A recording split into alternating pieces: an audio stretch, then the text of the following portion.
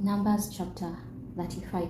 Yahweh spoke to Moses in the plains of Moab by the Jordan at Jericho, saying, Command the children of Israel to give to the Levites cities to dwell in out of the inheritance. You shall give pasture lands for the cities around them to the Levites. They shall have the cities to dwell in. Their pasture lands shall be for their livestock and for their possessions and for all their animals. The pasture lands of the cities which you shall give to the Levites shall be from the wall of the city and outward 1,000 cubits around it.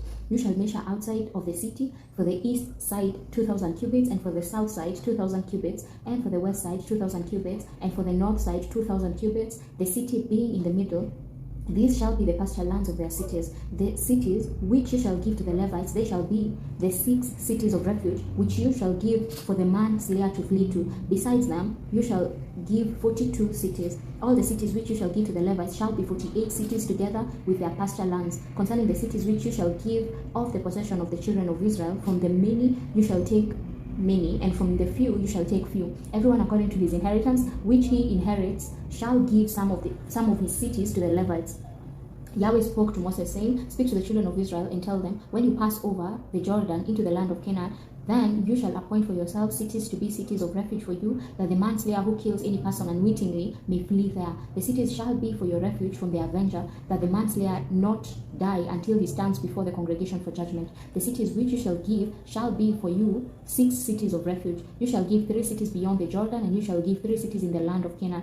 They shall be cities of refuge. These 6 cities shall be refuge for the children of Israel, for the stranger and for the foreigner living among them, that everyone who kills any person unwittingly may flee there. But if he struck him with an instrument of iron so that he died, he is a murderer. The murderer shall surely be put to death. If he struck him with a stone in the hand, by which a man may die, and he died, he is a murderer. The murderer shall surely be put to death. Or if he struck him with a weapon of wood in the hand, by which a man may die, and he died, he is a murderer. The murderer shall surely be put to death. The avenger of blood shall himself put the murderer to death.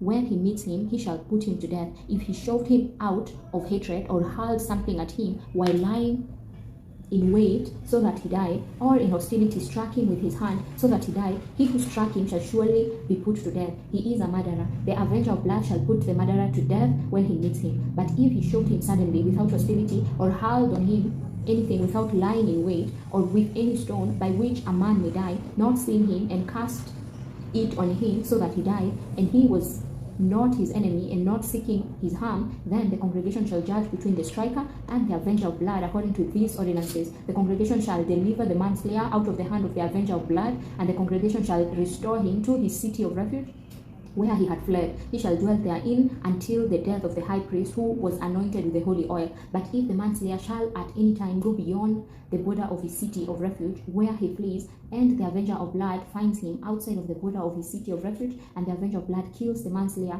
he shall not be guilty of blood, because he should have remained in his city of refuge until the death of the high priest. But after the death of the high priest, the manslayer shall return into the land of his possession. These things shall be for a statute and ordinance to you throughout your generations in all your dwellings. Whoever kills any person, the murderer, shall be slain based on the testimony of the witnesses.